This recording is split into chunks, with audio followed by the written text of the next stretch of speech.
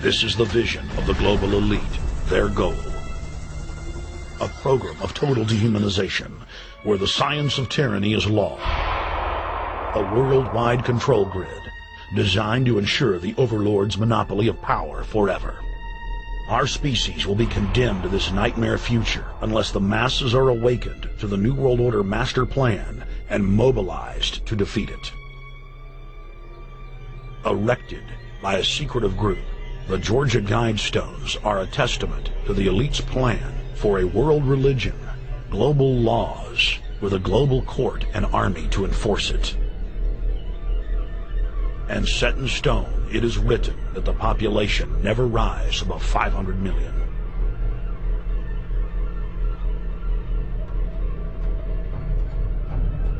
In this film, you will learn how our world is truly governed. You will see how highly secretive roundtable groups interlock to form a global intelligence network. This group has been steering planetary affairs for hundreds of years. Now, in the final stage, they prepare for open world government. A goal tyrants throughout history have lusted after. Dr. Michael Kaufman is a published ecologist specializing in ecosystem research, forest ecology, and ecosystem classification. Dr. Kaufman played a key role in blocking the ratification of the Convention on Biological Diversity in the U.S. Senate. The concept of a new world order has been around for centuries. It's been receiving tremendous play over the last half of the 20th century. George Bush, the first senior president, George Bush, used it a lot in his speeches and really implies that he really wants to see a order in which we have a universal or a global type of governance in which every human being on planet Earth is ultimately responsible to the policies that are being formulated at the international level. It is a big idea, a new world order.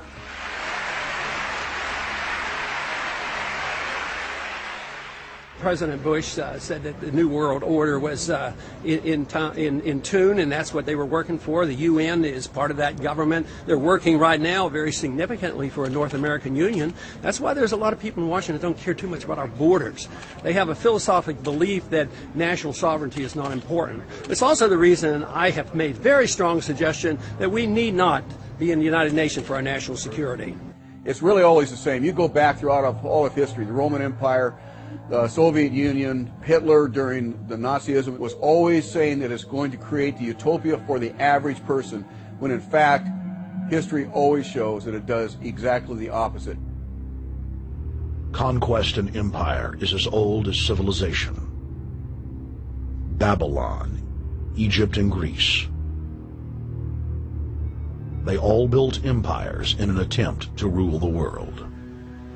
The Roman system at its peak dominated the known world. Complex governmental systems were developed to control diverse populations. During the period between the 15th and 19th century, new empires emerged and again waged war for supremacy. The nobility, as well as the thriving merchant class, were financed by a handful of private banks. Many of the great money houses would hedge their bets and finance both sides of a war. Sophisticated intelligence-gathering networks gave the financiers a clear edge over the governments they were slowly gaining control of. On the 18th of June, 1815, agents of the British arm of the Rothschild family looked on as Emperor Napoleon Bonaparte fought desperately to save his army from the jaws of a British-Prussian pincer attack. A Rothschild agent was able to get the news of Napoleon's defeat at the hands of Lord Wellington to Nathan Rothschild, a full 20 hours before the news reached London.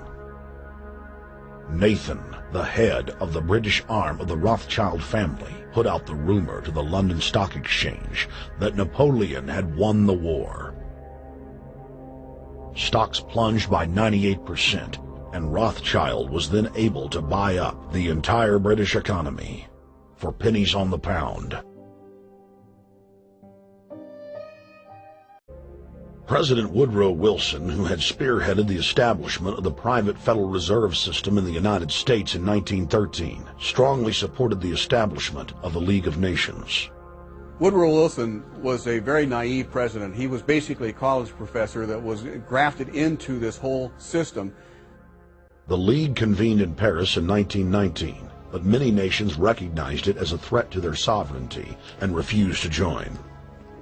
Frustrated by the U.S. Congress blocking the League of Nations, British intelligence, with the help of the Rockefeller family, set up the Council on Foreign Relations in New York City in 1921. The Council recruited the best and brightest of American life to support the growth of the Anglo-American Empire. The CFR's stated mission is to abolish all nation-states in favor of an all-powerful world government administered by a tiny elite. By 1930, the promoters of world government had split into two interlocking camps: the Fabian socialists centered in London, and the fascists based in Italy and Germany. National Socialism will use its own revolution for establishing a new world order. Adolf Hitler. Supporters of the fascists in the United States and England believed that the military should be used to quickly transform the world into a new world order, while the more sophisticated practitioners of globalism stated that incrementalism was the sure path to world domination. Congressional Medal of Honor winner Major General Smedley Butler went public in 1934, exposing an attempt by the robber barons to launch a military overthrow of the United States. The war hero testified to the McCormick-Dickstein Committee in Congress that some of the most powerful men in America had tried to recruit him to lead a military coup so they could set up National Socialism in the United States.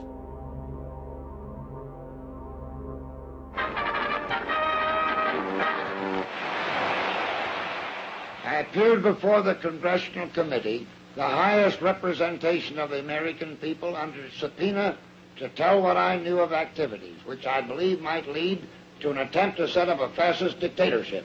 I was supposed to lead an organization of 500,000 men, which would be able to take over the functions of government.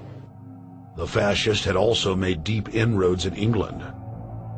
Edward VIII, King of England, was forced to abdicate the throne because of his public support for Hitler. Also es sich dabei nicht nur das negative Problem der Bekämpfung dieser Lehre und ihrer Organisation handelt, sondern die Durchführung der positiven Aufgabe der Gewinnung des deutschen Arbeiters für den Nationalstaat.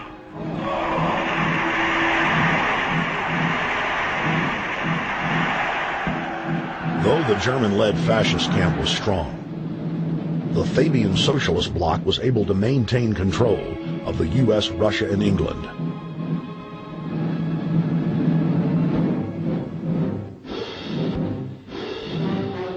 In the build-up to World War II, and during the conflict, the bankers again financed both sides, just as they had done with Napoleon.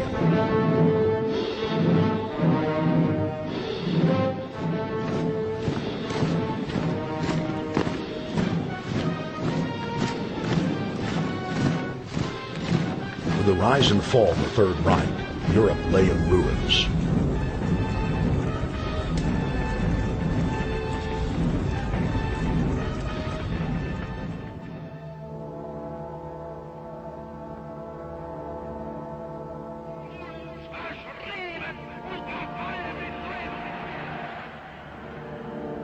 Once again, the elite claimed that only global governance could save humanity from certain destruction. And this time, the elite would succeed in setting up their world body.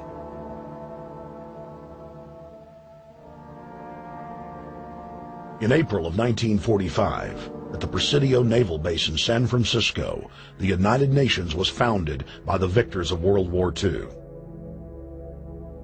The United Nations complex was then built in New York City on land donated by John D. Rockefeller. Shortly after the elite established the United Nations as their base in the United States, the newly formed World Council quickly began work on the next phase in their plan, the incremental formation of continental superstates. The first step in their trilateral plan was the creation of the European Union. Unifying Europe had been tried many times and was extremely unpopular. Where Napoleon and Hitler had failed to accomplish their goals using force, the globalists would succeed using stealth. The British spearheaded the formation of the Council of Europe on May 5, 1949. The Treaty of London claimed to only establish trade ties between European nations, like NAFTA or GATT in North America. Its true intention was the formation of a European superstate.